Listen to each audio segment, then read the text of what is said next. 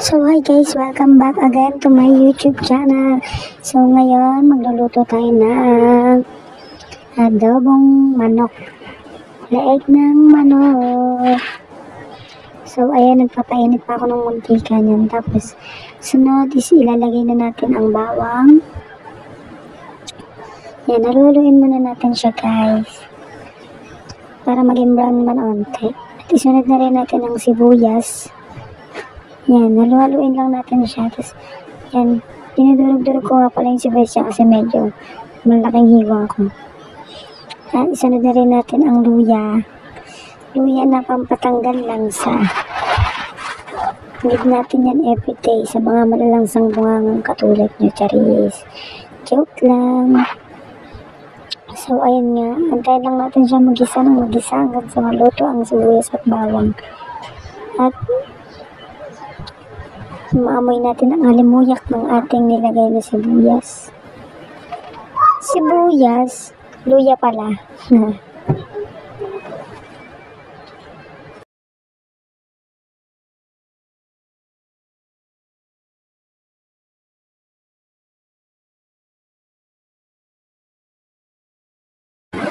guys, at isunod na nga natin ilagay itong manok.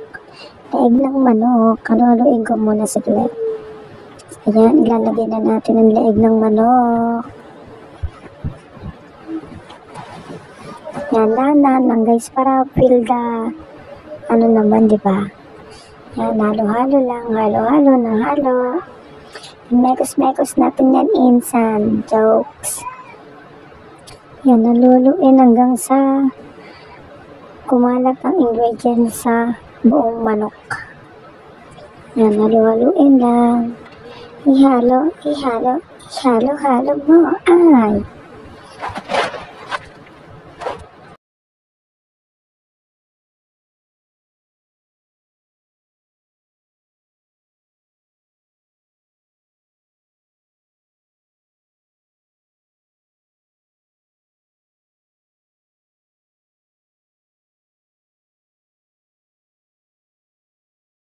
So, ganyan na palang itsura niya guys kapag nahalo na. Yan. So, pagkatapos ng ilang minuto, ganyan na ang itsura niya guys. Yan. Mausok-usok pa. Halatang masarap. Masarap. Yan. Haluluin ko lang yun guys. Medyo matagal pala natin siyang igigisa kasi para malambot. Madali siyang kainin. Kasi halos mga bata yung kakan. So, ayun nga guys, pagkalipas ng ilang minuto, tcharan! Na, malambot na yan guys. Kaya nalagyan na natin siya ng kanyang mga ingredients. Yan, nalagyan na natin siya ng paminta. Yan, nalagyan ng pamintang durog guys. Dalawa nga palang pamintang durog, dalawang sachet. Yan, para mas matanggal yung langsa niya guys. At syempre, hindi magpapauli. Hindi magpapauli ang ating laurel. Yan, binubuksan ko na nga pala yung gisa. Yung laurel dyan. Ayan, yan. Mga nahulog na dahon dyan, laurel yan. Yan. Lagyan natin siya ng maraming laurel. Para tanggal ang langsa. Yan. At pampalasang magic. Ang aking sikreto sa pagluluto. Yan. Inubos ko na nga pa yan dyan guys. Kasi hindi naman yun nakaka-apekto sa ulam. Mas masarap na kapag mas madami kasi nga magic sarap. Yan. Haluhaluin ko lang yun hanggang sa yung mga ingredients yung maghalo-halo. Tapos yan, lalagyan na natin ng toyo. May toyo ko sa utak pero bumili pa rin ako kasi pag yung toyo ko sa utak nilagay ko baka alam mo na lahat sila magkatoyo pag kumain. Mahawa pa sa akin yan. Dinadahan-dahan ko lang yung paglagay dyan guys. Para feel the ano naman diba? Feel the charis. Tapos lagyan natin ng onting suka. Yan. Sukang probinsya yan guys. Yan, dalawang ganyan nga lang pala yung nilagay ko dyan guys. Kasi sobrang asim niya. So yan, pagkatapos, Tapos natin maglagay ng suka is hahaluin ko lang yan guys. Magantay lang kayo, hahaluin ko yan.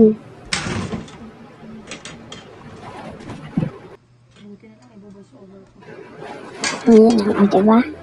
Yan, imimigis-migis lang natin yan. Yan. Kumuha pala ako ng isang kutsara doon para mas mahalo ko ng mabuti. Yan, ang sarap ng ating adobong leeg. Adobong leeg ng manok. Nagtataba nga pala nung nakuha natin manok dyan guys. Nabili nating leeg, matataba. So, pagkatapos ng ilang minuto, yan, kumukulo na siya. Medyo marami-rami yung sabaw niya guys. Pero, papatuyuin natin yan. Kailangan din natin na maraming sabaw kasi nga, may mga kakaing bata. Kaya yan. Naano ko nga pala yung guys, tinitignan ko kung malambot. So, malambot na naman na siya kasi nahihiwa na ng sandok. Yan, pagkatapos ng ilang minuto, medyo mabawasan yung sabaw niya katulad nito. Yan. Medyo kumapit na din yung kulay niya sa manok. Medyo kumapit na din yung kulay sa likod. Ang bango ng usok niya guys. Ayan, gugutom tuloy ulit ako. Yan, kumukulo-kulo na siya, kumikibot-kibot na. Diba, ang sarap yan sa kanin guys. Tapos malipas ng ilang minuto, yan, luto ng ating adobo. Yan, magsasandok na tayo dyan guys para i-plating sa inyo kung ano siya. Yan, tandaan ng pagsandok.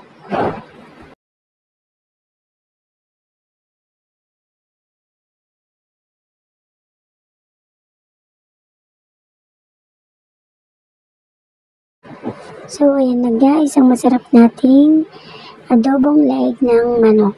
Thank you for watching!